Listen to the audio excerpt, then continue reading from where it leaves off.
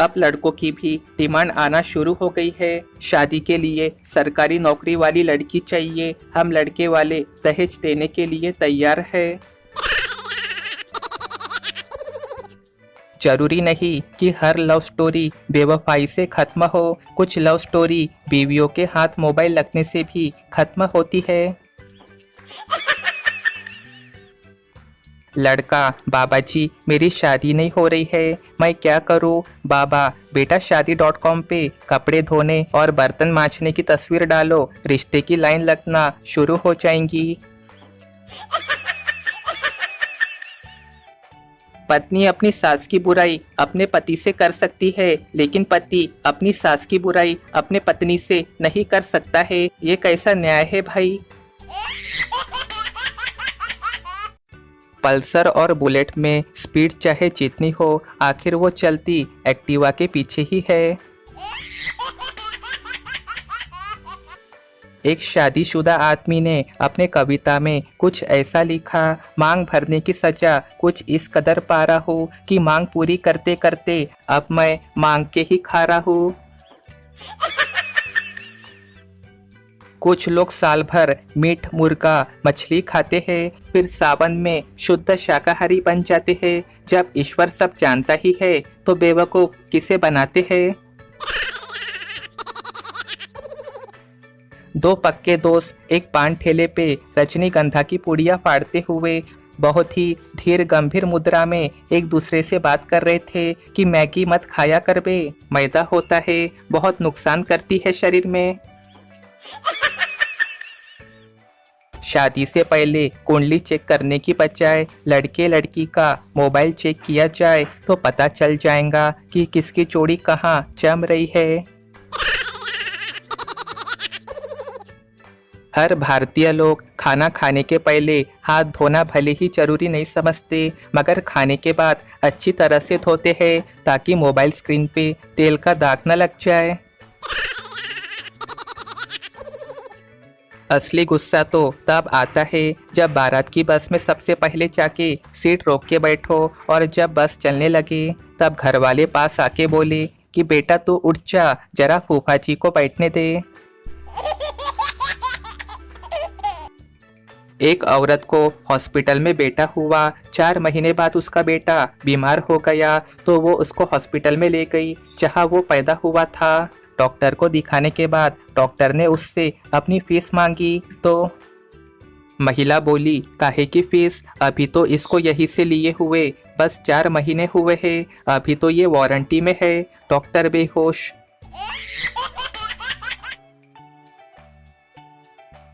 पति बोला, मेरे माँ के साथ बिल्कुल ऐसे ही रहना जैसे तुम अपने माँ के साथ रहती हो। बीवी अगली सुबह, मम्मी मेरे लिए 1 कप चाय बना दो और नाश्ते में पराठे बनाना, और बन जाए तो उठा देना। सास और बेटा दोनों बेहोश। सुबह सुबह पत्नी पति से पूजा पाठ किया करो, इससे बड़ी से बड़ी बलाई टल जाती है। पति बोला, मालूम है तेरे बाप ने बहुत की होगी, उसकी टल गई और मेरे पल्ले पड़ गई। एक आदमी घर से निकला तो एक बिल्ली उसका रास्ता काट गई, वो वहीं रुक गया तो बिल्ली मुस्कुरा के बोली, अबे निकल जा भाई, तेरी तो शादी हो चुकी है, अब इससे बुरा तेरा क्या होना है। बीवी रसोई से निकलते हुए, सुनो जी आजकल मैं बहुत ही ब्यूटीफुल होते जा रही हूँ। पति, ये तुम्हें कैसे पता चला? पत्नी, अब आप ही देखो ना, मेरी सुंदरता को देख के अब रोटियां भी चलने लगी है। वाइफ, पहले मेरा फिगर पेप्सी की बोतल की तरह था। हस्बैंड, हाँ वो तो अभी भी है। वाइफ खुश होके, सच्ची जी? हस्बैंड, हाँ पहले 300 की थी, अब 2 लीटर की है। अब पति हॉस्पिटल में एडमिट है। इतिहास गवाह है कि अलार्म बंद करने के बाद जितनी बढ़िया नींद आती है उतनी बढ़िया तो रात भर भी नहीं आती है।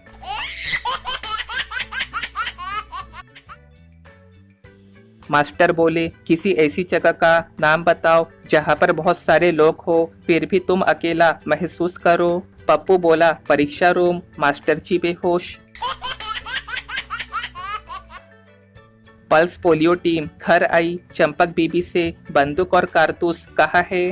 टीम भागी, पीछे से चंपक ने आवाज दी, रुको ओए रुको, ये हमारे बच्चों के नाम है। शहर के सबसे बड़े बैंक में एक बार एक बुढ़िया आई। उसने मैनेजर से कहा, मुझे इस बैंक में कुछ रुपए जमा करने हैं। मैनेजर ने पूछा, कितने हैं? वृद्धा बोली, होंगे कोई 10 लाख। मैनेजर बोला, वाह क्या बात है, आपके पास तो काफी पैसा है, आप करती क्या है? वृद्धा बोली, कुछ खास नहीं, बस शर्तें लगाती हूँ। मैनेजर बोला, शर्त लगा लगा के आपने इतना सारा पैसा कमाया है, कमाल है। वृद्धा बोली, कमाल कुछ नहीं है बेटा, मैं अभी 1 लाख रुपए की शर्त लगा सकती हूँ कि तुमने अपने सिर पे विग लगा रखा है। मैनेजर हंसते हुए बोला, नहीं माताजी, मैं तो अभी जवान हूँ और विग नहीं लगाता।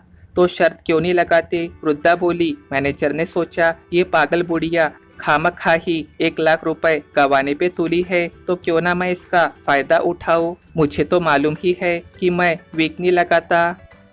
मैनेजर 1 लाख की शर्त लगाने को तैयार हो गया। वृद्धा बोली, चूंकि मामला 1 लाख रुपए का है, इसलिए मैं कल सुबह ठीक 10 बजे अपने वकील के साथ आऊंगी और उसी के सामने शर्त का फैसला होगा। मैनेजर ने कहा, ठीक है, बात पक्की। मैनेजर को रात भर नींद नहीं आई। वह 1 लाख रुपए और बुढ़िया के बारे में सोचता रहा। अगली सुबह ठीक 10 बजे वो बुढ़िया अपने वकील के साथ मैनेजर के कैबिन में पहुंची और कहा, क्या आप तैयार हैं?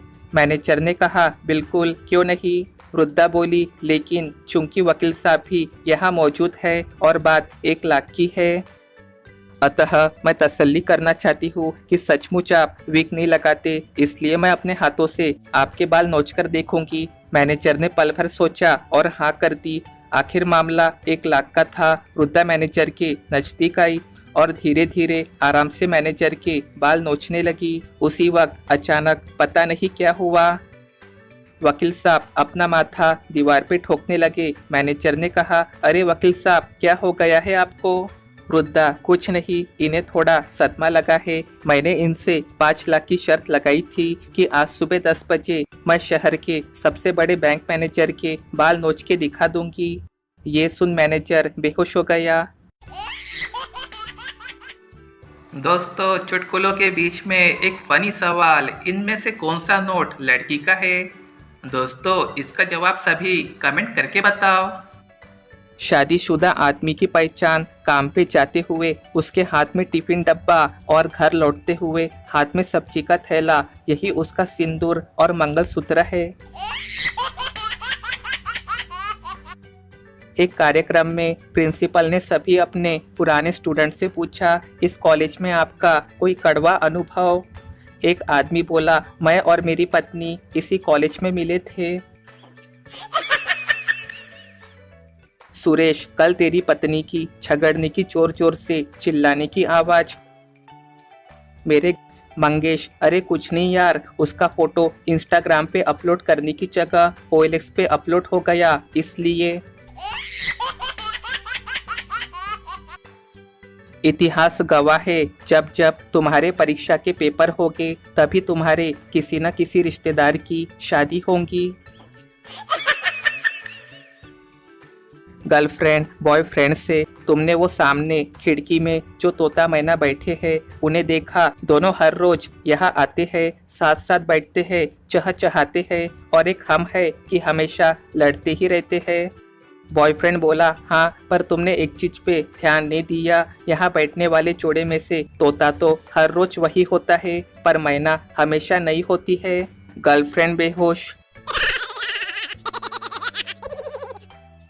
बीवी और सूरज में एक ही समानता है, आप इन दोनों को घूर के नहीं देख सकते। भारतीय पत्नी पति की बेइज्जती करने से पहले प्यार से इजाजत भी लेती है। जैसे, बुरा ना मानो तो आपसे एक बात पूछूं? पहली औरत, बहन जरा अपना बेलन देना, मेरे पति अभी अभी घर लौटे हैं। दूसरी औरत, ले जाओ बहन, मगर जल्दी लौटा देना, मेरे पति भी आने वाले हैं। ये दोनों औरतें अपने पति को गरम और ताजा रोटियां खिलाती है। सोच बदलो तभी देश बदलेगा। ये उन दिनों की बात है जब हमारी नई नई शादी हुई थी। पत्नी पहली बार किचन में घुसी और खाना बनाने लगी। अचानक मुझे ख्याल आया कि रोटी बनाने वाला चकला बिल्कुल भी आवाज नहीं कर रहा है, मगर ये कैसे संभव था। उसकी तीनों टांगे कभी स्लैब पे टिकती ही नहीं थी। एक टांग छोटी होने से खटपट होती रहती थी। जैसे ही मैं किचन में घुसा तो देखा पत्नी आराम से रोटी बना रही थी और चकले की तीनों टांगे अलग पड़ी थी। मैंने उससे पूछा, ये क्या किया तुमने चकले के साथ?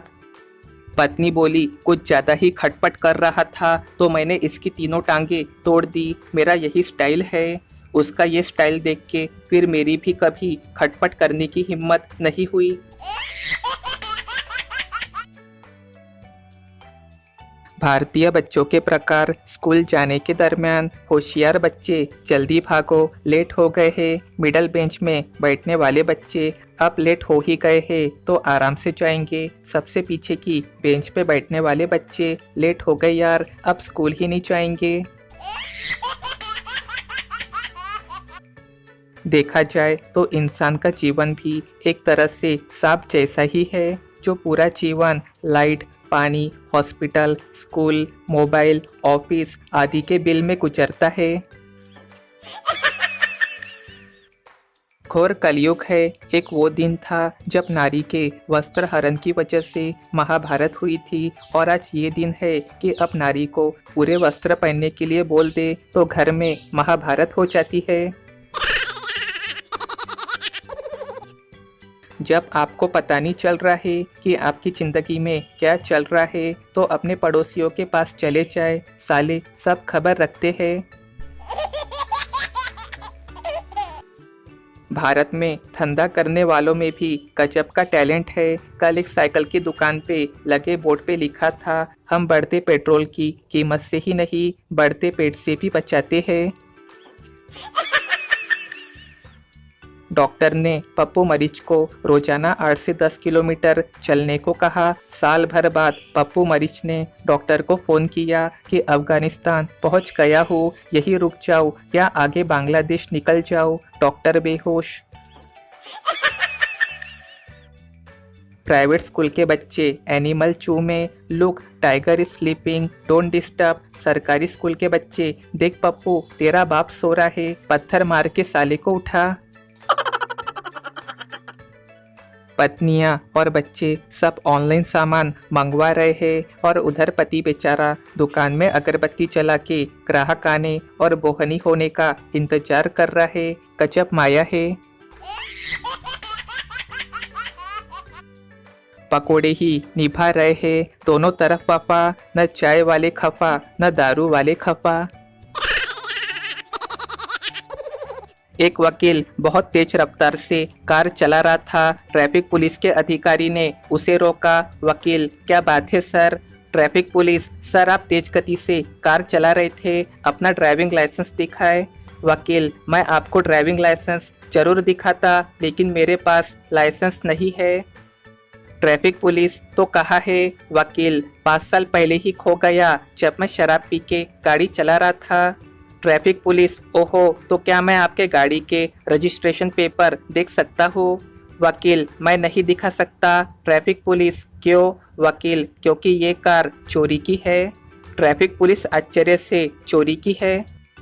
वकील, हाँ, मैंने कार चुराई और कार के मालिक को मार के उसके टुकड़े कर दिए। ट्रैफिक पुलिस, क्या बकते हो? वकील, जी सर, कार मालिक की बॉडी मैंने प्लास्टिक बैग में भर के कार की डिक्की में रखी है। क्या तुम डिक्की देखना चाहते हो? ट्रैफिक पुलिस ने ध्यान से वकील को देखा और धीरे धीरे पीछे हुआ और अपने गाड़ी के पास पहुंचा और वायरलेस पे हेडक्वार्टर से तुरंत संपर्क किया और बैकअप मांगा। थोड़ी ही देर में 4 पुलिस की गाड़ियां पहुंची और वकील की कार को घेर लिया। एक सीनियर पुलिस ने अपनी बंदूक हाथ में ली और सतर्कता से वकील की कार के पास गया और वकील को कार से बाहर निकलने को बोला। वकील कार से बाहर आके बोला, कोई प्रॉब्लम है सर? सीनियर पुलिस बोला, मेरे एक ऑफिसर का कहना है कि आपने ये कार चुराई है और कार मालिक को भी मार दिया है। वकील बोला, कार मालिक को मैंने मारा, पर ये कार तो मेरी ही है। सीनियर पुलिस, क्या आप अपनी कार की डिक्की खोल के दिखाएंगे प्लीज। वकील ने गाड़ी की डिक्की खोली तो वो खाली थी। सीनियर पुलिस बोला, क्या ये आपकी कार है। वकील, हाँ, ये देखो इसके रजिस्ट्रेशन पेपर। सीनियर पुलिस, मेरा एक ऑफिसर कहता है कि आपके पास ड्राइविंग लाइसेंस भी नहीं है। वकील ने तुरंत अपना ड्राइविंग लाइसेंस दिखाया। सीनियर पुलिस ने लाइसेंस भी गौर से देखा और सही पाया। वो कुछ परेशान सा लगने लगा, फिर बोला, senior police, thank you sir. वो क्या है कि मेरे एक ऑफिसर ने मुझे कहा कि आपके पास ड्राइविंग लाइसेंस नहीं है, आपने ये कार चुराई है और आपने कार मालिक को भी मार दिया और डिक्की में रख दिया। वकील बोला, मैं शर्त लगा सकता हूँ कि आपके उस छोटे ऑफिसर ने ये भी कहा होगा कि मैं बहुत तेज रफ्तार से कार चला रहा था। वकील तो आखिर वकील होता है। बेटा बोला, पापा आपको स्कूल में टीचर ने मिलने के लिए बुलाया है। बाप, क्यों, क्या हुआ। बेटा, मैथ्स टीचर ने पूछा 6 गुना 7 कितना होता है। मैंने बोला 42। फिर उसने पूछा 7 गुना 6 कितना होता है। बाप, अबे ये एक ही बात तो है, पागल समझा है क्या। बेटा, एग्जैक्टली, मैंने भी यही बोला था। अगले दिन, बेटा, पापा आप टीचर से मिले क्या। बाप, नहीं। बेटा, टीचर से मत मिलना, अब आपको प्रिंसिपल से मिलने को बोला है। बाप, क्यों, अब क्या हो गया। बेटा, पीटी टीचर ने आज क्लास में बोला सीधा हाथ ऊपर करो, फिर बोला उल्टा हाथ ऊपर करो, अब दाया पैर ऊपर करो, फिर बाया पैर ऊपर उठाओ। बाप, अरे तो फिर आदमी खड़ा किस पे होगा, टीचर के सर पे। बेटा, एग्जैक्टली, मैंने भी यही बोला। अगले दिन, बेटा, पापा प्रिंसिपल से मिलने गए थे क्या। बाप, नहीं, आज तो काम की वजह से नहीं जा पाया। बेटा, तो अब मत जाना, मुझे 1 हफ्ते के लिए सस्पेंड कर दिया है। बाप, अरे अब ऐसा क्या कर दिया तूने। बेटा, मुझे प्रिंसिपल के ऑफिस में बुलाया था, वहाँ मैथ्स टीचर, पीटी टीचर और साइंस टीचर भी पहुँच गए थे। बाप, अब वहाँ साइंस टीचर क्या तमाशा देखने आया था। बेटा, एग्जैक्टली, मैंने भी तो यही पूछा था। आखिर बेटा पूरा बाप पे जो गया था। पहली औरत, तुम्हारी बहू कैसी है। दूसरी औरत, बहू तो बहुत बुरी है, रोज देर से उठती है, मेरा बेटा उसके लिए चाय बनाता है, घर का कोई भी काम नहीं करती और जब देखो मेरे बेटे से बाहर खाना खाने के लिए कहती रहती है। पहली औरत, और तुम्हारा दामाद कैसा है। दूसरी औरत बोली, दामाद तो फरिश्ता है, फरिश्ता, रोज सुबह मेरी बेटी को चाय बना के पिलाता है, उसे घर का कोई काम नहीं करने देता और अक्सर बाहर खाना खिलाने ले जाता है। ऐसा दामाद सबको मिले।